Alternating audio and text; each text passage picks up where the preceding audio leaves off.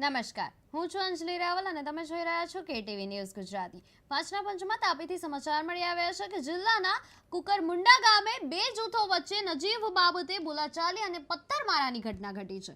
બાઇકને સાઈડ ન આપતા અથડાવા બાદ વાતને લઈને માહોલ ગરમાયો અને 50 જેટલા લોકોના ટોળાએ પથ્થરમારો કર્યો હતો। પથ્થરમારમાં 12 વ્યક્તિઓને નાની મોટી ઈજાઓ પહોંચી હતી, જેમને હોસ્પિટલ ખાતે ખસેડવામાં આવ્યા છે।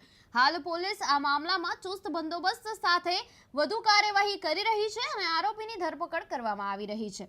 ત્યારે એક સાથે 50 લોકોની ઉપર 50 લોકોનો જે ટોળું હતું એ લોકોએ આ પથ્થરમારો કર્યો હતો અને કુકરમુંડા ગામમાં આખી ઘટના બની છે કે જેમાં બે જૂથો વચ્ચે પથ્થરમારો થયો હતો। વાતમાં કંઈ જ નહોતું, વાતમાં ખાલી બાઇક ઓવર સ્પીડિંગ થઈ રહી હતી ત્યાં, અને બાઇકે ઓવર જે સ્પીડિંગ થઈ રહી હતી એમાં બાઇક અથડાયું, જેના કારણે આ આખી ઘટના બની છે। અને આની જ સાથે સંવાદદાતા તાપીથી આપણી સાથે જોડાઈ ગયા છે હિતેશ નાયક। હેલો અંજલિ। હિતેશ, આપનું સ્વાગત છે કેટીવી ન્યૂઝ ગુજરાતીમાં। ત્યારે હું તમને પૂછવા માંગુ છું કે આજે પથ્થરમારાની ઘટના બની છે એ ક્યારે અને ક્યાં બની હતી? જી અંજલિ, જણાવી દઉં કે જે ગત રાત્રિ છે ને કુકરમુંડાની જે ખાટી ફળ્યું છે ત્યાં એક ફિજલ નામનો યુવક જે મોટરસાયકલ લઈને જઈ રહ્યો હતો ત્યારે 4 યુવક રસ્તા પર ઊભા હતા અને એ ફિજલ નામના યુવકને સાઈટ ન આપતા ત્યાં બોલાચાલી થઈ હતી અને બોલાચાલી બાદ ઉગ્ર ત્યાં માહોલ બન્યો હતો અને ઉગ્ર માહોલ બનતા ત્યાં જે 50 લોકોનો ટોળો ત્યાં ભેગો થઈ જઈ પથ્થરમારો કરવામાં આવ્યો હતો। જ્યારે પથ્થરમારો કરવામાં આવ્યો ત્યારે જેવી રીતે પોલીસને ઘટનાની જાણ થઈ તેવી રીતે પૂરો તાપી જિલ્લાની પોલીસ સહિત એસપી સહિત ત્યાં ઘટના સ્થળે પહોંચી આવ્યા હતા અને જે ઘટના બનાવની વાત કરીએ તો જ્યાં પથ્થરમારો થયો છે ત્યાં ગાડી સહિત જે આજુબાજુના ઘરો છે ત્યાં પણ ભારે નુકસાન થયું છે અને જેવી રીતે વાત કરીએ તો જે પથ્થર મારો થયો તેમાં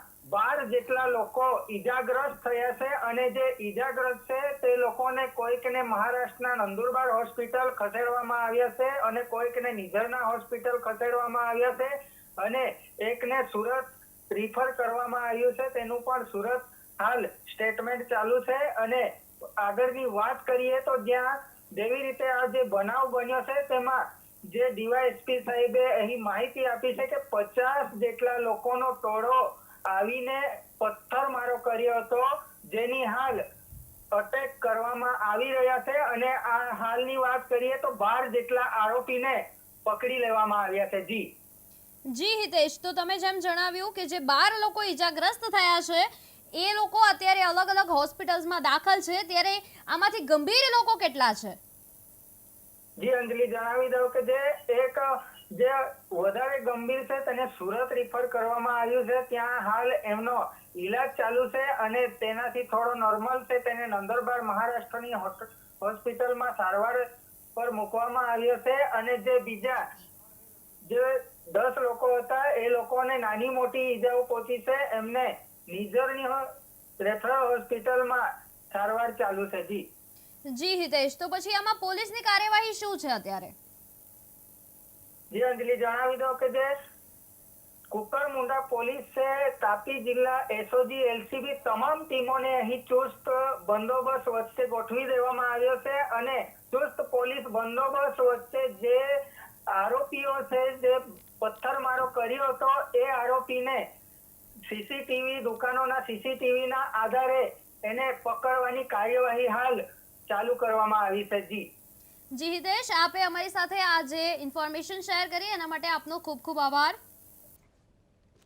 તો તાપીથી જે આ સમાચાર મળી આવ્યા છે કે જ્યાં એક નાની એવી વાતને લઈને આ આખી ઘટના સર્જાઈ હતી, જેના કારણે પથ્થરમારો કરવામાં આવ્યો, બે જૂથો વચ્ચે પથ્થરમારો થયો હતો, જેની વિગતવાર જે માહિતી છે એ આપણા સંવાદદાતા જે હતા એમણે જણાવી છે અને આ તાપીથી સમાચાર મળી આવ્યા છે કે જ્યાં નાની એવી બાબતે જ આ પથ્થરમારો થયો હતો।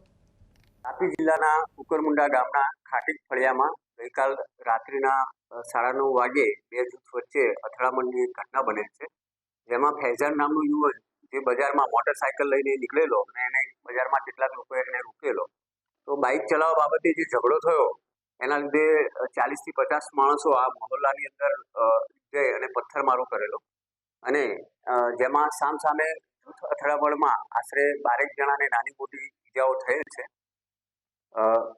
કાયદા અને કાર્યવાહી આગળની ચાલુ છે. આરોપીને અટક કરવાની કાર્યવાહી પણ ચાલુ છે.